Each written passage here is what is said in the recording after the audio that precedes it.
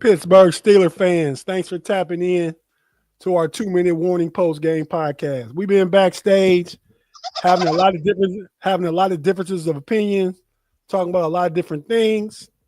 Nobody seems to agree. Big G and Kerb arguing back and forth. I'm kind of trying to be a mediator. Afton's just being chill per usual. Probably wonder what the hell are they talking about? I'm sure. But man, we're currently at the 2 minute warning. It's 35-25. Jonnu Smith just dropped a 2-point conversion. You got to hold that if you Jonnu to me. But so we got 2 minutes left in the game. We're going to finish watching it together and talk about it. I guess right now, but we're not officially on the show. We can look at some of the comments. We can make some comments. First, I want to go to Afton because you guys are loud talker, big mouths. Big G got the dumpster fire sign up. He's one of Yins again today. But Afton, what did you think about this game? What could the Steelers where did it go wrong? Because like last week against the Bengals, first quarter they dominated, up 10-0. Second quarter on, the Bengals kind of controlled the game. The offense played well, defense didn't. Today, I felt like the defense played well through the first half. I mean, they gave up a few plays like that one drive. They got the one touchdown on the Tucker Craft. But in the second half, the defense kind of fell apart. I felt like the offense settled for too many field goals. I feel like when the offense gets behind the sticks, they don't have explosives. Only DK can get an explosive play.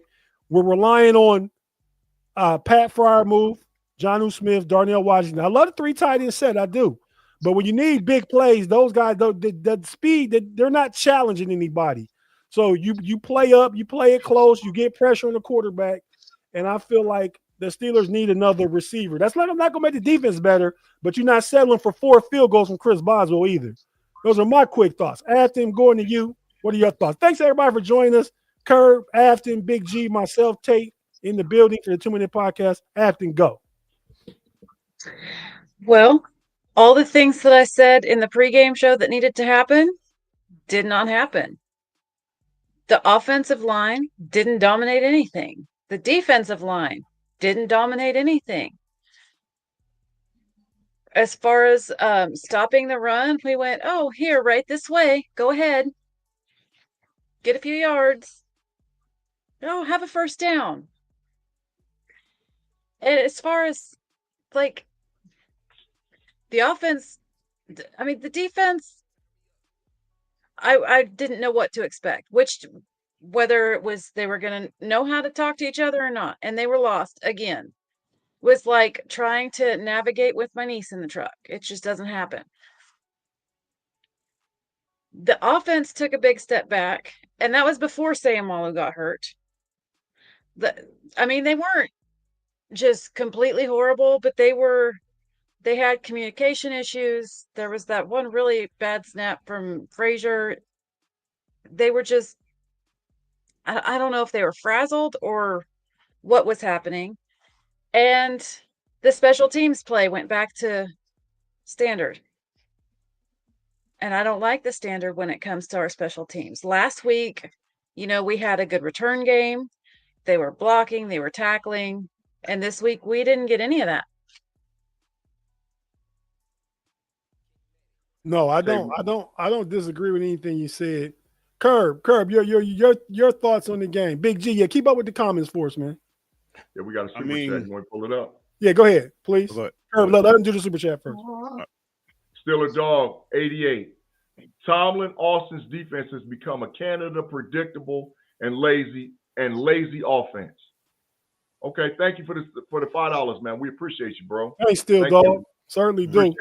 Thanks for tapping in with us. There's a whole bunch of post-game pods going on right now. You guys are with us, so we appreciate each and every one. We got about 118 in here. We appreciate all y'all for joining us. Hopefully that continues. The number goes up as the game gets over and stuff.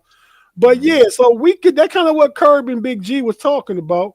The defense, whether it was the scheme or the players. So you guys let's have a discussion. I want you both to go, but don't try and overtalk each other. We need to keep it calm. I know we're emotional right now, but Go ahead, Kerb. Say what you guys say first. I mean, Hey, we gonna do this like a debate. Kerb, you got 45 seconds from now. Go. I mean, just unfortunately, what I said at the pregame happened. Because I said we really can't trust this defense, or we don't even know what this defense is going to do. Kraft killed them. It's just a situation where right now, obviously, everybody sees what's the situation with the defense. Offensively, we've been saying it. We've been saying it for over a year. They need another threat out there. They don't have a threat. Now, if you're gonna play this 3 tight end set and you give me a guy like Kraft, or explosive tight end, now you're doing something. But with the guys the Steelers have, that's making it, to be honest, you're making it easy on the defense. Because it's times I've seen them throw the ball to Metcalf. It's 3 guys around them. So they don't have no other guy that the defense can even feel threatened to. So, right. I mean, until the Steelers get another receiver, this offense, yeah, you're going to beat the Browns.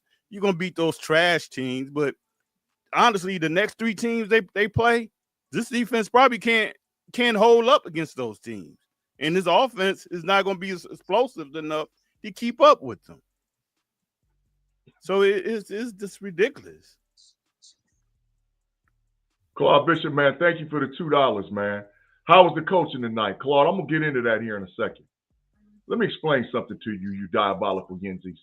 And I mean this wholeheartedly. The players were absolute garbage. The players were absolute garbage. They had how in the hell do you give up 135 yak yards to a tight end? How do you give up 50-something yak yards to a wide receiver? How does TJ Watt play undisciplined and keep going inside and they run outside and just run outside and run outside? Keep in mind they held Josh Jacobs to 33 yards rushing. Keep in mind. How does Darius Slay get killed? How do you have the safety have the inside release and he steps outside and Kraft gets a touchdown on the inside down there? You can blame the coach all you want to. And I'm not no damn Tomlin fanboy, Kirby. You go to hell with all of that. But I'm going to tell you the truth about it. These players are not what you think they are. TJ Watt is not what he is, what y'all think he is. Darius Slay is not what he think he is. You can have the greatest scheme in the world. These dudes are garbage. They can't play. They cannot play. I'm telling you, they can't play. They can't play. How many times, when you keep seeing the same thing over and over again, how many times do you got to believe it? How many times do you got to see it in a row where you see that the players are undisciplined, they don't execute, and they don't do what they're supposed to do? TJ Watt is never supposed to give up the edge. Never. He's the outside rush. There's nobody outside of there. Guess when Green Bay started running the ball? They started running right at him. Right at the outside because he kept going inside. He kept going inside. Be disciplined. Be disciplined. Listen, I'm not going to tell you in no way, shape, form, or fashion that Tomlin and Austin don't have a part in this. They do. But those players are garbage. They are no pass rush at all. None. No pass rush at all. I mean, come on, man. I mean, what are we talking about? Peyton Wilson continues to look like lost in the sauce out there in the passing game. I mean, how Tomlin don't put on a helmet? The player, how in the hell do you give up 100? I've never seen a tight end have 131 yak yards. In all my years playing football and all my years coaching football and being around football, I've never seen a tight end get 131 yak yards. Never. Never. Ever seen it. You can't tackle the dude? Come on, man. Come on, man. Come on, man. I mean, I feel you. But the players are really accountable for this one, y'all. We got Steve Stroud, man, for the $2. Coach hired the trash players. The coach did go out and get them, so he is responsible from that point. But he can't control their performance. He can't control, just like Jonnu Smith dropped the two-point conversion. He can't control that. He can't control DK Metcalf crashing out. He can't control Nick Herbig getting a penalty or that was critical. He can't control that. Y'all listen, y'all trying to just I got a question. that ain't there. I got a question for you though. We saw this defense completely miss communicating again. Is that not on coaching at all? I mean, they know that I'm absolutely saying blame the players, but I think there is there is some responsibility in the coaching, because they knew from last week that they completely missed Jamar Chase. How many times? Like, they just lost track of him. They did it again. And I think part of that is preparation and communication. But Afton, it wasn't like it was one guy that was killing us. They were all killing us. They couldn't. You can't adjust when you got multiple dudes killing you, and you can't make a tackle. I mean, you can't make a tackle. But you had that one play where you had the one play where Joey Porter Jr. is looking behind him, and the guy goes in motion, and he never saw him leave. Mm-hmm. So Joey Porter Jr. is out there lost in the sauce as a player. Yeah, he was confused because he and Queen were not on the same page, and they were trying to get there, but they can't communicate. I'm not going to disagree with you, because there's no way in hell Patrick Queen should wear the green dot. I've been saying that. G-Stacks for the $2 explain 20 straight completions, because you can't tackle. You can't freaking tackle. Tackling got nothing to do with completion. Listen. Tackling after the fact. I was told this a long time ago by this old school coach. And he said, what you see on film is what you coaching. He said, what you see on film is what you coaching. And what he means by that is, absolutely, I can come up with the best scheme, but if I don't have the players to do that scheme, okay. But as a coach, I have to find a way. Either I got to sit somebody down, or I got to change my scheme or something. But I have to, as a coach, I have to accept the fact that this scheme that I want to run, okay, say I'm a coach that I want to air raid, but I don't have a quarterback to do that. Well, I have to make the adjustment to whatever my strength of my team is. So, yeah, you can't. Is a coach out there making tackles? Absolutely not. But I feel like what you see on film is what you're coaching. If your players every week miscommunication, Mr. Woodside got one right there that I'm on. Chuck Clark. Yeah, that's what I'm saying. He toasting coverage, and they continuously make the decision to put him on the field. What's Deshaun Elliott with her? And I feel like, and I said it backstage, you guys, on a couple of those plays, Jordan Love and the Packers got lucky. He got two off. He got two lucky ones off. Yeah, he had two lucky. Two that led to 14 points. That lucky one to Kraft where he threw it up, and Deshaun Elliott is not a good cover guy, but he didn't want to pass interference, so he didn't think the throw was going to get there. That's how much luck it was. He kind of backed up like this, thinking it wasn't going to be catchable. And he caught it. Then he ran like Big G saying about the yak. He ran for about another 30, 35 yards after that. And then what was the other lucky play I was talking about, Kerb? Watson, the one. With Watson. Same it went, but they kind of had good. It went right over somebody's fingertips. It was number 26, Eccles. Yeah, it went right over his finger. But I mean, hey. I mean, like I said, man. I agree with that too, Dylan. If Tomlin has to leave because you got to make a change, which I'm telling you they're not going to do it, I'm with that because I'm a Steeler. But I'm telling you, with these players, it wouldn't matter who the hell the defensive coordinator was. It wouldn't matter. It wouldn't matter. Now with these players, I can agree with Rory too. AR did ignore some checkdowns that were there, but then again, I think a couple of times he held on to the ball too long. I mean, it was once or twice he threw it away. You probably should throw the ball out of bounds like at least 3 or 4 times.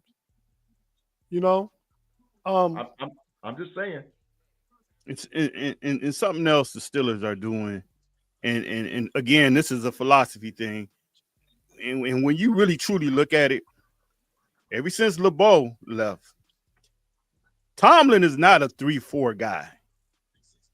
But Kirby, but how long I've been wait a saying they minute, run wait a a minute, 4-2-5? wait a minute, They wait run a minute, 4-2-5. wait a minute. Let me finish talking. He's not a 3-4 guy. He's a 4-3 guy. 4-3 basically cover 2. That's his base. But the Steelers continue to draft like they're a 3-4. So you're basically drafting like you a 3-4 defense, but you're really not. So now you don't really have the players, the scheme that you really want to play. You really don't have the players because you're drafting for this scheme, but you're playing this scheme. Kirby, you realize our top 4 defensive players that we drafted fit a 3-4 defense, right? They played 3-4 in college, right? You realize that, right? But I'm just saying. The Hey, Steelers, hey, hold on. Let's thank 6 Hour for the $4.99. Definitely appreciate you, and I agree with you. TJ been bumming me out mostly all season. Yeah, I said earlier today on the on our pregame pod that right now I wouldn't have said it a year or two ago. Myles Garrett is better than TJ Watt right now. It just doesn't impact winning for the Browns. But if you could trade Myles Garrett for TJ Watt right now, player for player, I would do it. I wouldn't have done it any other season, but I would do it now. Steel Dog 88, thanks for the $5 super chat. Definitely appreciate you. Explain why the Ravens took the green dot away from Queen, because Steelers are stubborn to realize he can't do it for them. I agree. I don't disagree, but it's easy to do with the Ravens because they got Roquan Smith. 1. 2, if you take away from TJ, who you give it to? You were saying early in preseason, a lot of people were saying Big G, you, Shannon. I thought about it. I mean, but I think Queen, anytime developed, you give it to Peyton Wilson. Well, Peyton Wilson can stay on the field between him and Holcomb. They got to switch in and out. Who do you get a green dot to? Patrick Queen's the only true 3-down linebacker. Holcomb didn't even hardly play tonight. Patrick Queen He started. Yeah, but he didn't hardly play, Tate, at all. He wasn't even hardly out there. I bet you played less than 10 snaps. I bet he played more than 10 snaps. But hey, real quick, we will hear Tomlin's opening comments from the press conference. We're going to listen to the same thing. Him doing this. We're going to listen to the first 60 seconds of it. Let me just go ahead and say this. Here we go. First, congratulations to the Green Bay Packers on a victorious performance. From us, we just simply got to get a lot better in a lot of areas, in all areas, but some really specific areas that are critical to winning. We can't settle for field goals versus good people, and that was kind of an issue throughout. We got behind the chains some once we got to scoring territory, be it a penalty or a lost yardage play on first down, and it was uphill from there, and we settled for field goals too often. Okay, that's enough, but same thing. It's the same thing, but it comes down to the same problem. We can't settle for field goals. You know why we field goals? Like I already said, lack of explosiveness. You know why we get behind the sticks? We in trouble because we can't get 3rd and 14. Lack of explosiveness. All that has something to do with it. So I'm just gonna go to Afton so we all can take a break. After anything you want to say from anything that's been said or any comments you've seen. When we say we want to see complementary football, what we're talking about is that we want to see good complementary football. We don't want to regress. We don't want to be bad in every phase of the game. And I just don't know where we're going to go from here. Yeah. Still elite for the $4.99. Love had 100% completion rate in the second half. That's diabolical. You absolutely correct. That's diabolical. You absolutely correct. No, he was throwing it to everybody. He threw an incompletion after because he did 20 for 20 ended. He threw an incompletion. So that's not factual. That it was 100%. Now it might have been 97. I don't know, but it wasn't 100. But yeah, so let's go over these stats. Afton, you want to read the stats breakdown for us, please? So Green Bay had 454 total yards. Pittsburgh had 295. That's just sickening. Yeah. Love had 360 yards, and I know. Did you both take the under on that? at 225. Yeah. Yes. I didn't We think did. I didn't think he'd get over 300. That's I did. I took under Rogers 220. had 202. They had 94 rushing yards. We had 93. They had 7.2 yards per play. We had 5.2. They had 22 first downs and we had 16. Their third down efficiency was 5 for 12 and we were 1 for 10. which is like Trash. 43% for them and 10% for us. We were each 1 for 1 for fourth down efficiency. They had 63 total plays. We had 57. They allowed 0 sacks. We allowed 3. They punted 3 times. We punted 4 times. They had 5 penalties for 47 yards. We had 6 penalties for 65 yards. And we still lost by 10. And 4 of our penalties were self-inflicted. Which penalties are you talking about, Big G? 2 on DK Metcalf, 1 on Herbig, and Well, 1 on that offensive pass interference that was negligible. That wasn't bad. But yeah, those personal fouls though against Herbig and DK definitely costly. undisciplined football players, bro. Undisciplined football players. Because the one against DK took it from 3rd and 1 to like 3rd and 16. The one against Herbig immediately put Green Bay at least in field goal range, put on Facts. Pittsburgh side of the field. So both of them were really Undisciplined costly. football. I agree. And I'm going when I look at the stats, what I see, and I'm gonna ask each of you what you see. What I see is third down efficiency, 1 for 10. Yards per play, Green Bay has 7.2. And no, to me, and the passing yards, disparity in passing yards. I think those things again are directly related to big playability. I mean, look, even yards after catch. Look how many yak yards Green Bay got. I mean, exactly. And I'm saying big plays because they got big play threats, Big G. I don't see Skoranek had more than 1 reception. Skoranek shouldn't be playing on passing downs, but he's out there. Bro, you know what stat is jacked up more than anything? Listen, You know the Pittsburgh Steelers had 88 yards rushing at halftime. Green Bay had 33. When Green Bay, when they had that play where they jumped all sides and they didn't call the penalty, Green Bay came out and established the run. When Green Bay came out and established the run, that shook Pittsburgh completely because now he could pick any dude he wanted to pick out to throw the ball to. He completed to a whole bunch of dudes. So it wasn't like from a schematic standpoint, oh, we can just adjust and shut this dude down, or we can adjust and shut this dude down. He was completing the ball to everybody. Everybody, because there was a lot of undisciplined play out there. So was Aaron Rodgers in the first half. Aaron Rodgers threw passes to 9 different receivers. But there's nobody to get big plays, though. But wait. Go back to that same stat. We had 88 yards rushing at halftime. How do we end up with 95? Because we go away from the run. Because what happened is fall behind. When Ciamalo went out of the game, because he played the first 3 plays of the second half, and they had to move Spencer Anderson to guard, that took away the big package play that was killing their ass. That's a factor. Killing them. That's a factor. But also 1 for 10 on third downs means you can't get nothing over 3rd and 6. That's what that mean to me. Yeah. You can't get nothing over 3rd and 6. They was in 3rd and 15 or more at least 3 or 4 times. Okay, but still, it's 3rd and 7 and 3rd and 8. You ain't getting them either. No, they was in 3rd and 15 at least 3 or 4 times. Okay, I understand that, but they're not getting 3rd and 7, 3rd and 8s because there's no big playability. Kerb, go ahead, man. I mean, I agree. You're right, Tate. I mean, and like I say, we've been beating that drum. So, but you know, they need another receiver. It's been shown now with the offensive line.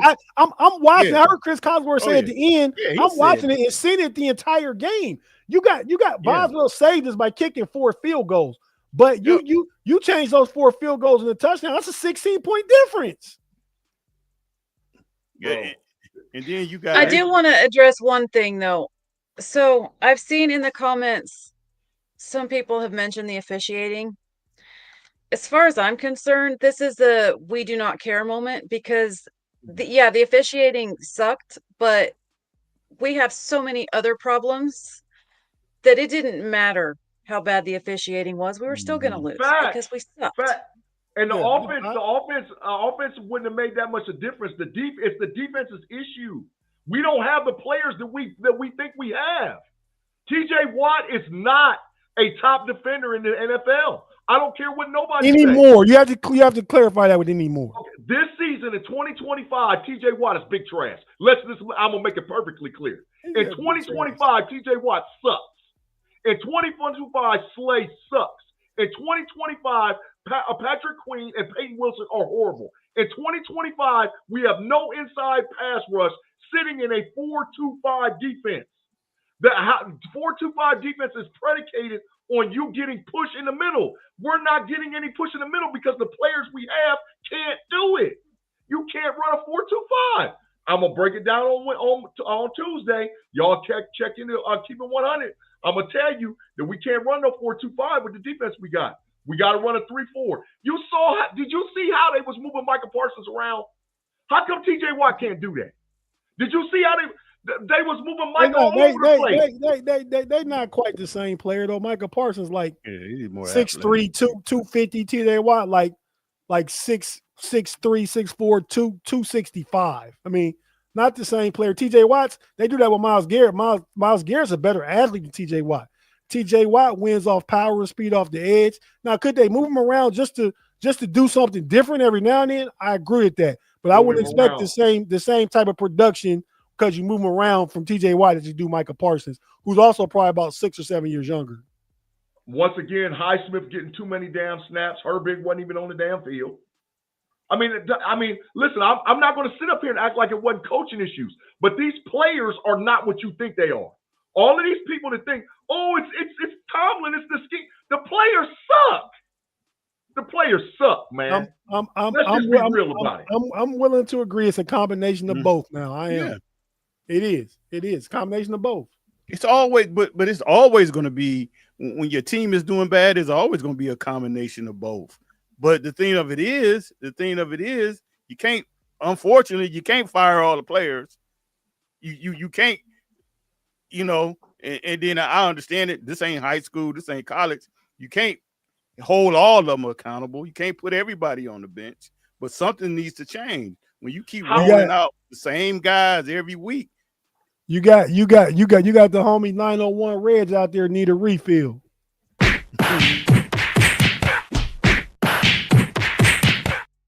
Drink some of that, Reds. Get punch drunk. Listen, but the issue is this.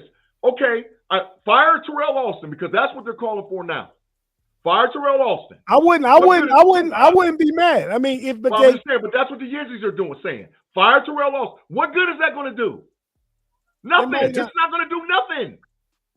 No, because it's not going to do anything. Because he ain't the man behind the.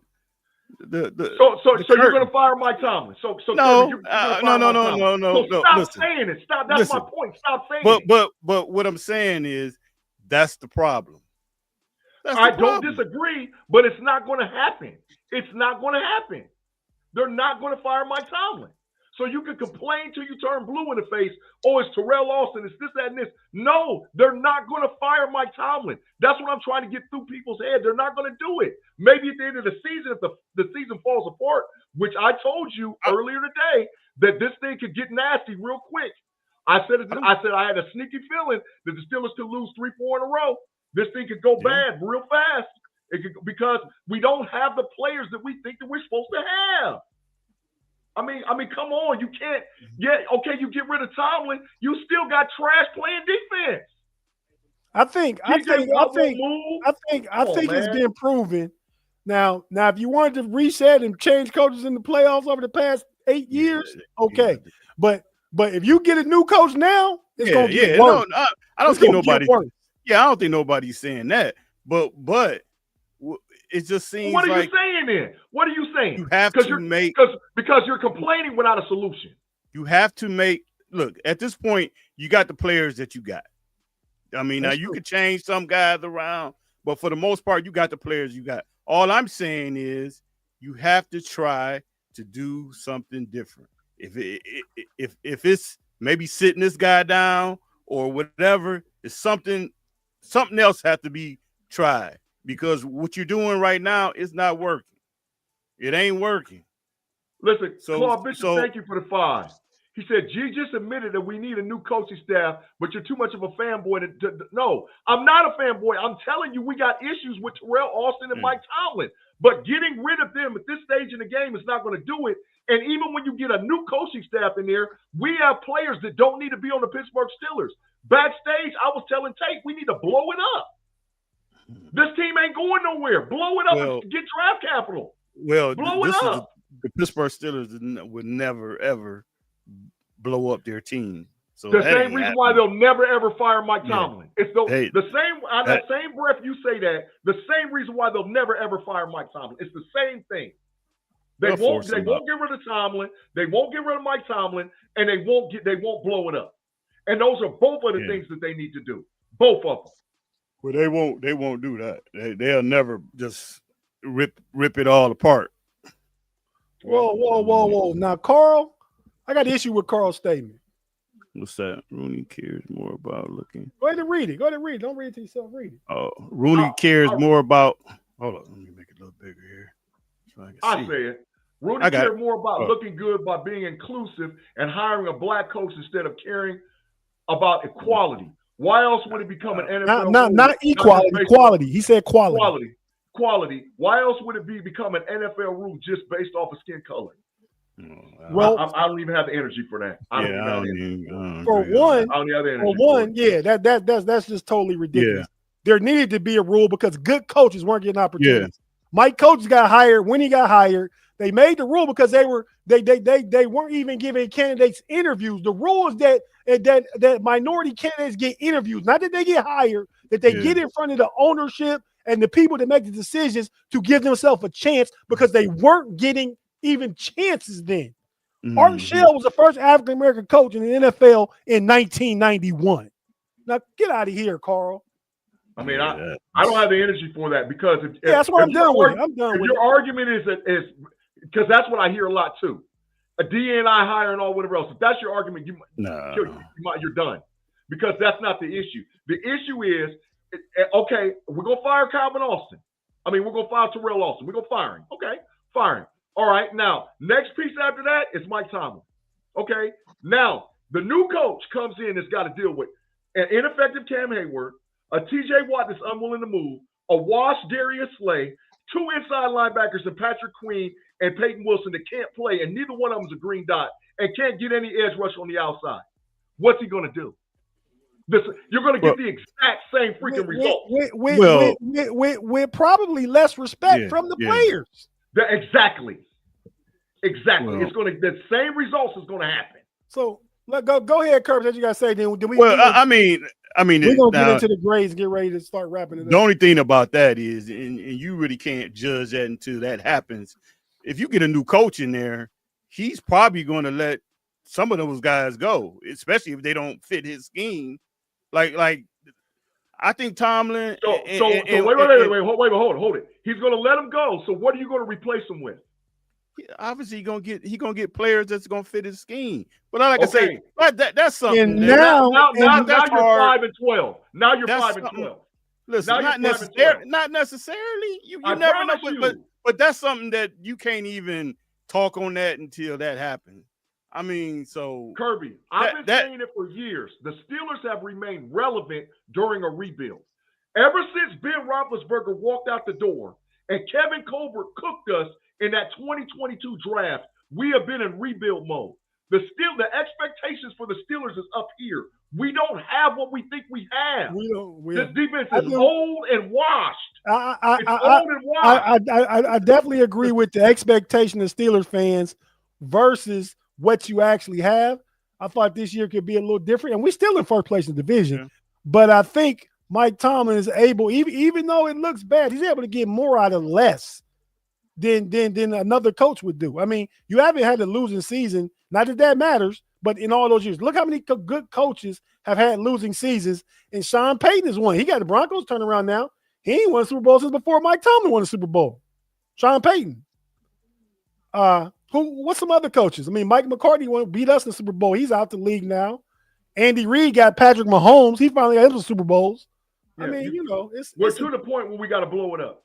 And if that means Tomlin's got to go, and if that means Terrell Austin's got to go, we're going to blow it up. Let's blow the damn thing up. If it's going down, let's get it over with. That's not what the Steelers do, though. That's not what the Steelers do. So, well, that means they're not going to get rid of Tomlin. And then the philosophy got to change, because at this point, to me, how GB saying it's diabolical. It's diabolical when you look at it, the league, the NFL is set up for the offense. The NFL is set up to have a good quarterback and score points. But you spend all your money on the defense, which that's crazy to me. I mean, that needs to be flipped. If you look at a lot of the teams, the good teams, they're spending that money. And granted, right. I agree granted that the Steelers are not paying a quarterback, so that makes it big. But that got to be switched. You got to start putting more on offense, because that's what the league. That's just like me being a major league GM, and instead of me trying to get power hitters, I'm getting little slap hitters, little singles and double guys. Oh, I'm a Cincinnati Red fan. We don't have no boppers. Right. So but let's go ahead and get into the grades. I'm going to Afton first, and we're going to start with the offense. And we'll start by position. We'll start with the quarterback. Afton, how did you think Aaron Rodgers did tonight? What grade would you give him? C. C. Why is C? I think he wanted to do too much, and he didn't take advantage of some opportunities he had. He held on to the ball too long. He didn't get rid of it when he could have. I think he took a sack or two that he didn't have to take. Yeah, I'll be fast with my quarterback grade, and I agree 100% with everything Afton said. So I would give him a C too. Kerb, go ahead. I give him a C because he was just okay. I mean, yeah, C. D+. Got to do better than that, Aaron Rodgers. Got to do better. And that's still your quarterback? Still my quarterback, but he played. Out of all the games he's played so far this season, this was his worst game. Mm-hmm. Out of all games he played, this was his worst game. I agree with that. I think I would agree with you if I'm thinking back. Mm-hmm. He didn't play good against Seattle, but I would probably agree with you. Okay, let's go to the offensive line. Big G, you go first this time. F. Give some context. Why? Broderick Jones. Bro, I'm telling you, when they went away from the big package, because they had to. Well, they didn't have to. They could have put McMullen in a guard, which they should have done. If you want to put it on the coach, McMullen, the guy that's the backup center, they should have put him in guard. McCullough. They should have put him at guard. But when they moved Spencer Anderson to guard, that messed it up. That messed up the whole everything. And once again, that's on the coaching. Because don't just throw Tomlin and Austin under the bus. You better get to throwing Arthur Smith under the bus too, because he went straight vanilla. When he couldn't do that big package stuff, he went straight vanilla. And I will say, I don't think Tomlin has anything to do with the offense. Anything. No. F. No, you don't. F. So offensive line, get F. Kerb, offensive line to you. I give him a D-, but it also shows that when they was doing the big package, they was doing that for a reason, because it was helping them. But when they got to go man on man, this offensive line is still trash, and it showed on third down, and they even illustrated it when Parson got in that stack position. Rodgers already knew we can't guard this guy, we can't stop this guy. He's coming, and he was just getting rid of that ball. So the offensive line was trash. Homie Warren said B grade for the O-line. They provided time.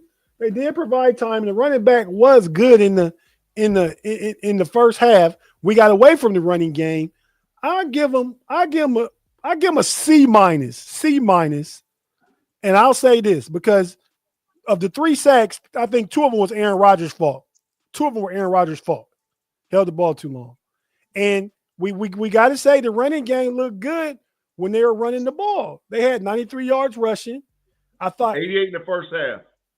I thought, well, 88 is the first half is when they had to get away from the jumbo because of the moves you said.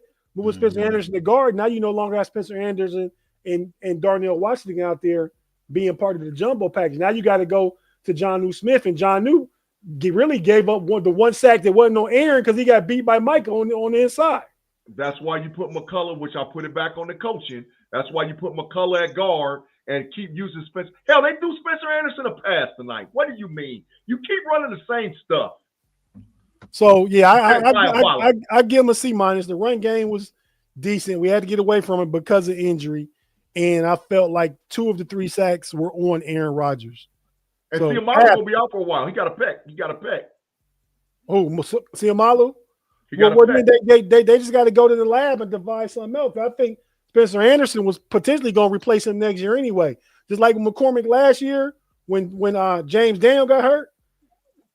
Spencer Anderson might just be getting an early call to see if they need to do something with that next year. If Siamalu's going to be out, and they got to figure out something to replace that big package, right?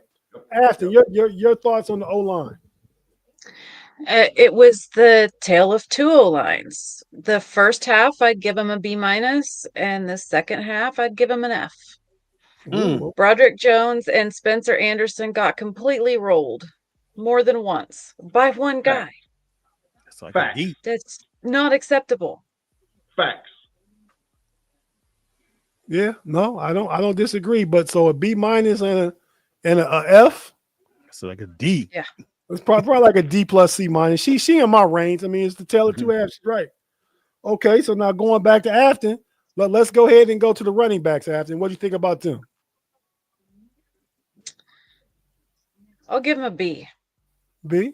It feels a little generous, but when they you got to be counting Kenneth Gainwell's fumble in the special teams and not the running backs. Yeah, okay. Then I'll give him a B. Right, okay. When they had good O-line play, they were doing okay. But there wasn't as much. I didn't see as much from them as I saw even last week. Okay. I don't disagree. I think they weren't as involved as they may have could have been. I didn't think Jalen Warren got enough touches. I like Kenneth Gainwell, but I think that game in Dublin against Minnesota had us fooled about Kenneth Gainwell. He's good. He's good at what he does. He's a third down back, special teams player. He's not a guy. I thought he got too many snaps.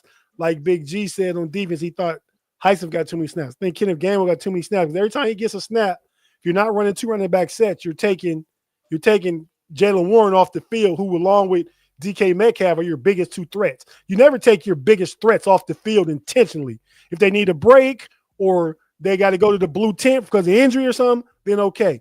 But if they're able to play, you don't take them off the field because they're your 2 biggest weapons. That being said, I'm counting Gainwell's fumble on the special teams. I'm gonna say I'll give them a B. I thought they both ran hard. I thought there were some opportunities there, and they just had to get away from it when the jumbo package was going, or they probably would have rushed for the 120 because they got 93. I called it in the pregame.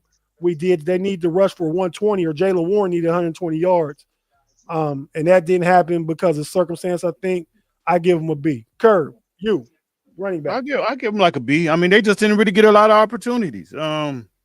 They had to go away from the run game. But Warren had 13 carries for 62 yards. That's 4.8. And Greenwell had 5 carries for 31, which was 6.2. They just didn't get a lot of opportunities. So I give them a B. Too. They caught the ball too. I give them a B. To me, they're the only people that even get a freaking passing grade on offense. The running backs did their job. Period. Waddle, yeah. Warren caught the ball. Gainwell caught the ball. They blocked well and good enough. It's all what they needed to do. They get a B. They're the only ones to get a passing grade. Everybody else is trash. I agree. 412 says Gainwell carries need to go to Warren. Gainwell needs 6 to 10 touches per game. I agree. Yeah, I definitely agree with Pittsburgh 412. I definitely do. That's exactly what I was alluding to. Big G, your grade for the running back. Should the other one get a passing grade? B. They get a B. A B. A B. I get a B. Okay. All right. So now the wide receivers. Kerb. Big G, no, you go first. We're going back around the horn. You go first, Big G. Wide receivers. So in my book, a C or down means that you were just holding on. So they get a C minus. I like the fact that freaking they got Roman Wilson involved in the game. Where in the hell was Calvin Austin at? I don't know where he was. Yeah, he dropped the ball. The ball almost could have been a pick six. Yeah, but he's playing. Tight ends, where in the hell was you at? We couldn't find you out there nowhere. So DK crashed out completely, but we got Roman Wilson involved. So I give him a D plus. I bring Carl's question back up because it's a legitimate one this time. He said, "What are the chances we win this division?" I'll go around. What do you guys think? Baltimore beat Chicago today. Cincinnati lost to the Jets. Let you know. Cincinnati beat us last week. I mean, let us know we probably down there with the not so good teams, but we still have a 2-game lead. The Browns got really whooped by the Patriots today. We beat the Patriots. Well, what do you guys think the percentages are the Steelers could still win this division at 4-3? I believe the Bengals are 3-5, right? Something like that. All right. Well, we got a 2-game lead. Yeah, it's gonna be. Afton, what do you think?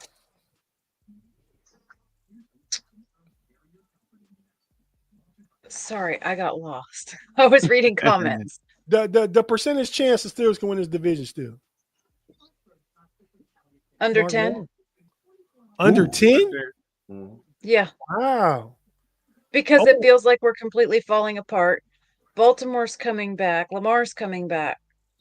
This is true. They're going to pick up. This is true. I don't know what the Bengals are going to do, but okay. Kerb. I'm having a pessimistic moment. Okay. I'm giving them because I watched the Baltimore game today, and they got a lot of their guys back on defense, and their defense is looking okay. I'm gonna say about 40% because Baltimore about to go on a run. If you look at their schedule, at least they should go on a run. And Steelers, our schedule is we about to go through our tough spot. So I'll say about 40%. Big G? 30%.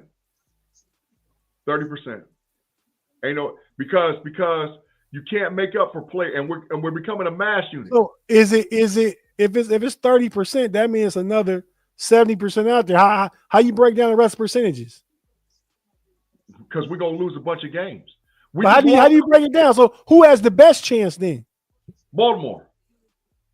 The 30%. We just lost our quarterback on the back end, Deshaun Elliott. He gone.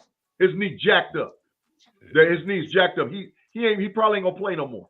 Aquale is jacked up. No more this year, no more ever. I think he's done this year. I think he's done.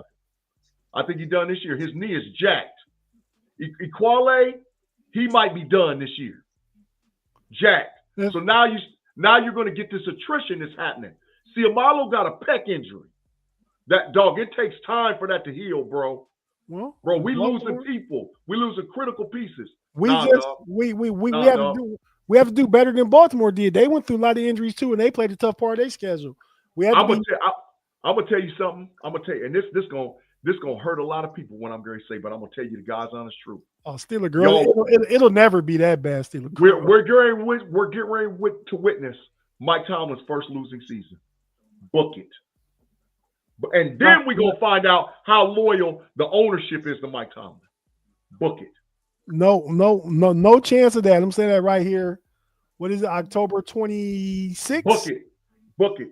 That night. Now they can fumble away the division. I'm in line with more of what Kerb said. 40%. I might even go 50, just because they got a 2-game lead right now, and that's over the second place team. That can be difficult to come back from. This time last year they went to 5-2. We're 4-3 now. But I think that just because they out to a fast start, but they were 10-3 last year and we blew it. So it definitely could happen that they lose it, but I don't think they have a losing season. I'm gonna go with Kerb. I'm gonna say 40% chance. But now we were finishing up the offense. We're giving wide receiver grades. Thanks for the question, Carl. I gave my grade already.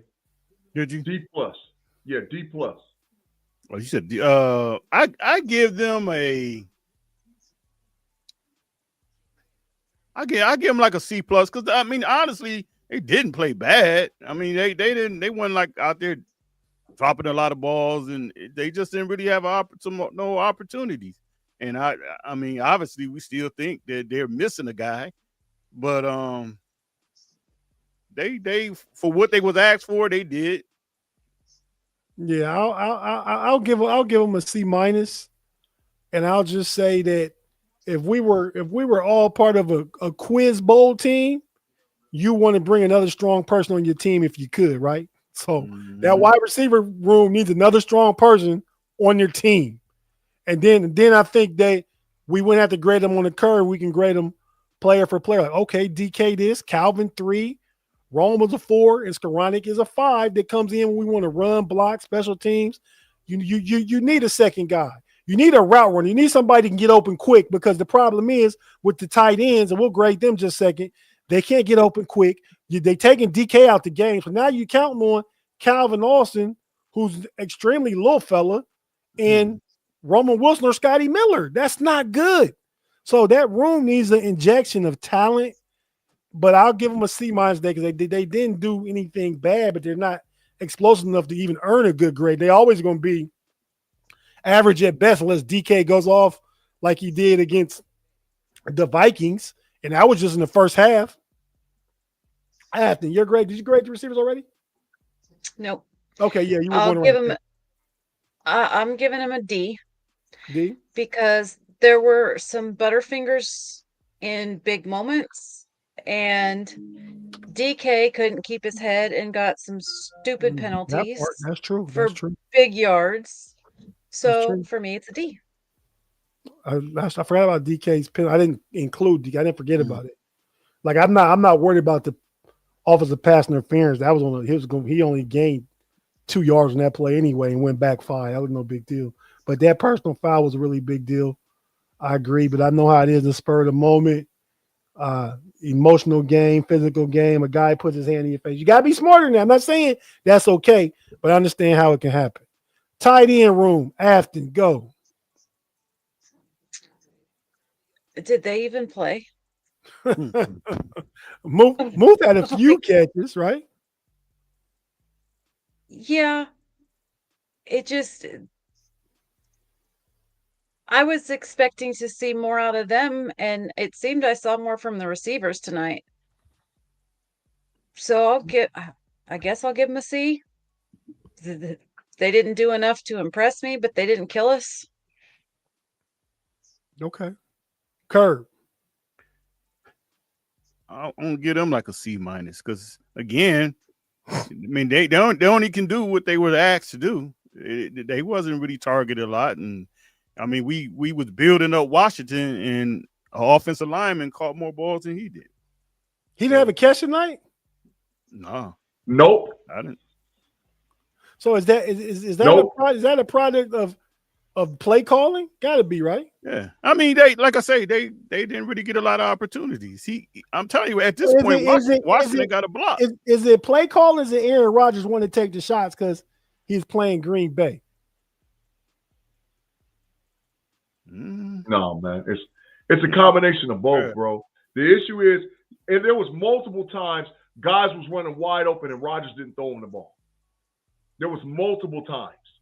Still your quarterback, though. Still your quarterback. Of course he's my. Okay. You think I'm gonna put in freaking? Do you really believe that I would put in Will Howard or the other bum that we got behind Rodgers with this offensive line? Why you talking about Mason Rudolph, man? He's a bum. He's wise. He's one of them. He needs to get in line with the rest of them quarterbacks that need to get out of the NFL.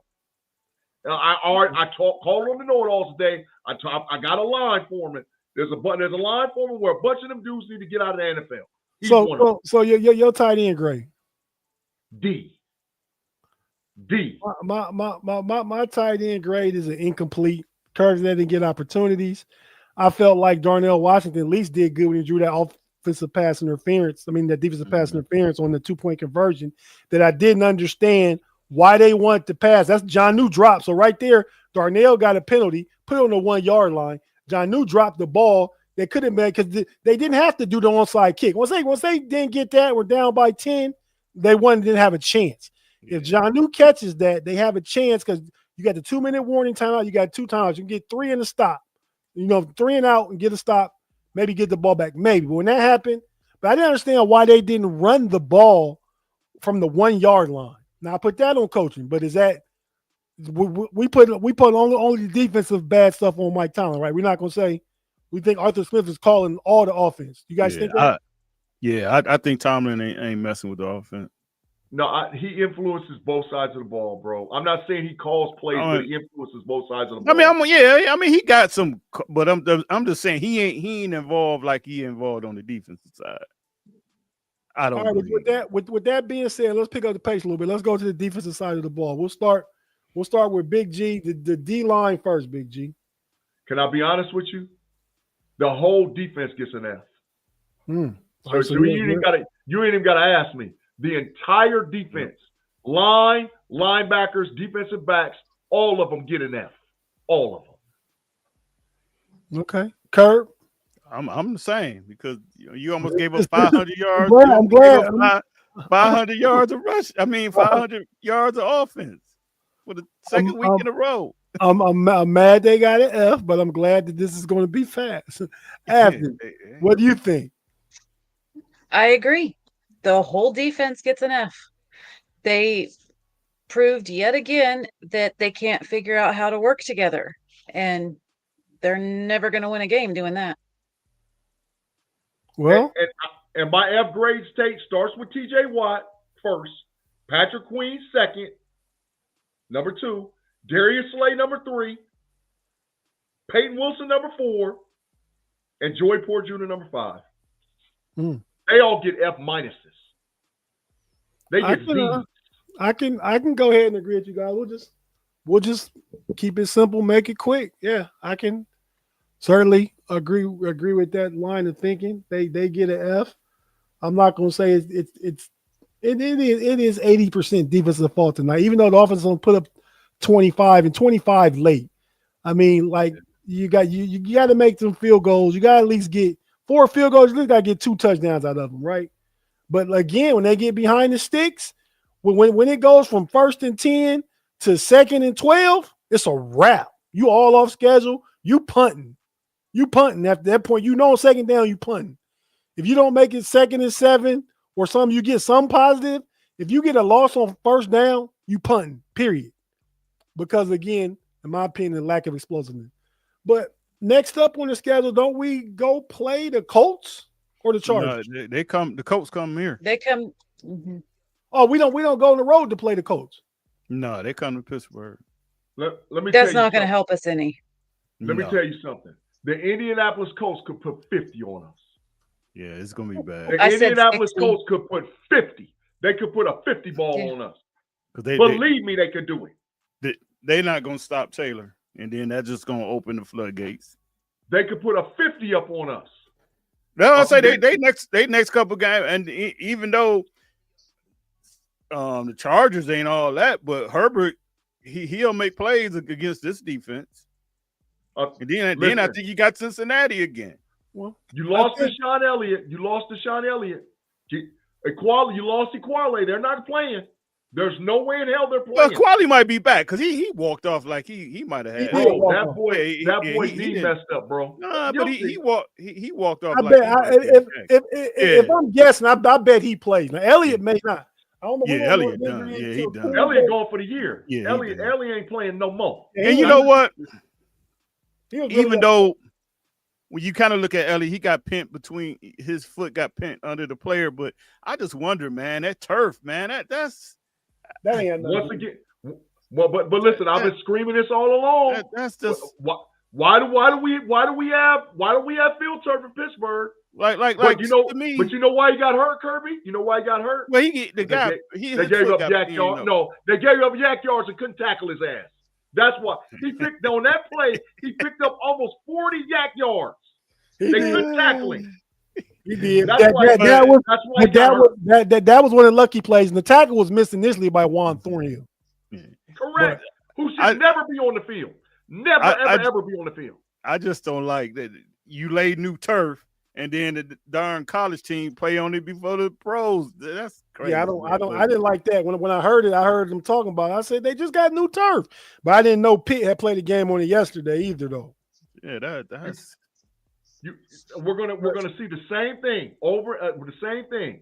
And listen, the Bengals did the scheme first against us and they exposed us. Yeah. All Green Bay did is amplify it. But you know what Indianapolis got better than Green Bay? Their personnel is better. Alex Pierce, Pittman, Adnan Mitchell, Taylor. Green Bay got a better quarterback. Green Bay got a better quarterback. Quiet as it's kept. Hey, Danny Dimes is running for the MVP. Danny Dimes is running for the MVP right now. I'm not saying he hasn't been balling. Small sample size. I mean, I don't know when that slipper gonna fall off. Jonathan Tate the MVP on that team. We all know that. I don't know when that slipper gonna fall off, but he balling right now. Yeah, he is. I'm not disputing that. It's a good story. But I'm saying I would fear Jordan Love passing the ball more than I do Danny Dimes. Just me. Boy, we about to get out of here. You guys want any last words or anything about this week's game, about next week's game, or where to find the next thing you're doing that stuff? Afton, we'll go to you first because I'm guessing you don't talk as much as these guys. So thanks, Afton, for not talking. Well, I like these guys. It was I can bloviate with the best of them. I just don't do it here. It was a disappointing game. I think that's an understatement. But go on to the next one. What else is there to do? Maybe put a little money on the Colts, and that way, if we lose, I won't be totally sad. Oh boy. Okay. Yeah. Well, let me go ahead and give my final thoughts. I think we're not a very good football team. Obviously, like I say every week, though, there's room for improvement. But this finally, I'm not saying that we're mid, right? We're mid football team. The only reason we're on top of our division because we're in the AFC North and Burrow is out and Lamar Jackson been hurt. Only reason, So now, can you take advantage of it? Burrow, you still got another 6 to 8 weeks before Burrow can attempt to come back. And you still play Baltimore twice. You kind of control your own destiny with that, but like they control theirs. So all games are important. Those games will be really important. And I think that a big move is going to happen before next Tuesday's trade deadline. I don't know what it's going to be. Gotta happen. But they're not going to punt on this season. They're going to make some type of move that's maybe not a super huge move, but it's going to be something more than just something tertiary, right? It's going to be something more than just something on the edges. It's either got to be like a trade back for Minka Big G because Deshaun Elliott's hurt, or it's going to be you can't do it. NFL rules say you can't trade a player twice. Oh, that is right. Well, it'll be a trade, I think, for a defensive player. I'm even, man. But they spend so much money on defense already, like Kerb was saying, man. I think you gotta go ahead and get your wide receiver too and lock that up. And if you get some stuff and you draft one next year, then you really upgrade that with receiver room. But yeah, so I think they make a big move before then. And I'll be on board all week long, rooting for the Steelers. We play the Colts next week, the best team in the NFL. We didn't look good against Green Bay today, but this thing about football, another Sunday, another chance. We'll see what happens next week. Go ahead, Kerb. No, I ain't not too much to say other than, hey, here we go. Here we go again. Seems like the big crash is coming. It's coming earlier than it usually, but I don't know.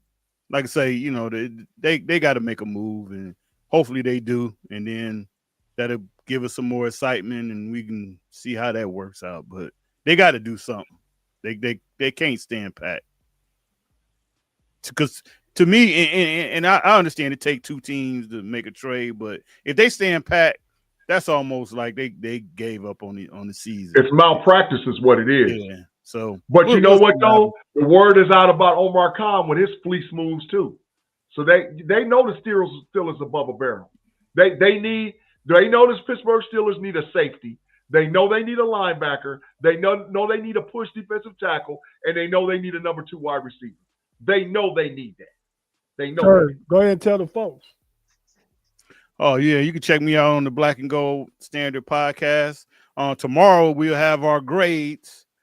So we'll have that going on tomorrow, and we'll grade. You gave your grades, Joker. Yeah, but I got to rewatch the game. I'll rewatch it, and maybe somebody can say something, but I doubt it. Well, the defense is we already know what they deal gonna be.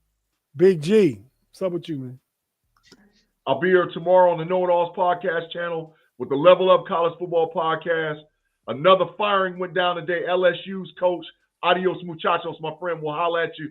Another coach out the door. We're going to talk about that. We're going to break down who are the pretenders in the SEC and why is all the hate for the Big Ten Conference with 3 of the top 6 teams in the country.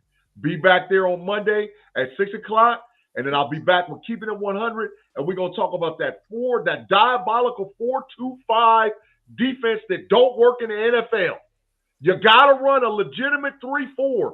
What happened to Blitzburg? What happened when we ran a 3-4 and we had dog outside linebackers that could do everything? What done happened to it, Mike Tomlin? They trashed. We trash out there. We don't run a 4-2-5.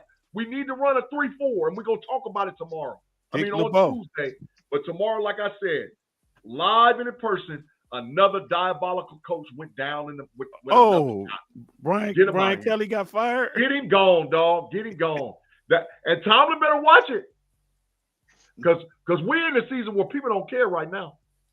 We're in that season, bro. But something diabolical gonna cost you your job.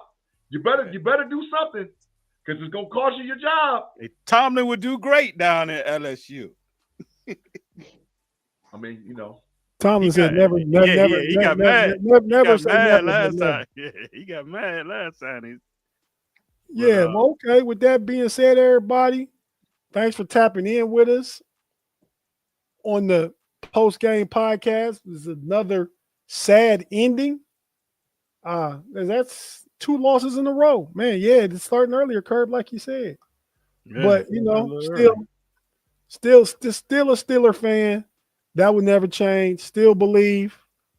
And until, I guess, next week, we're going to get out of here. So, peace.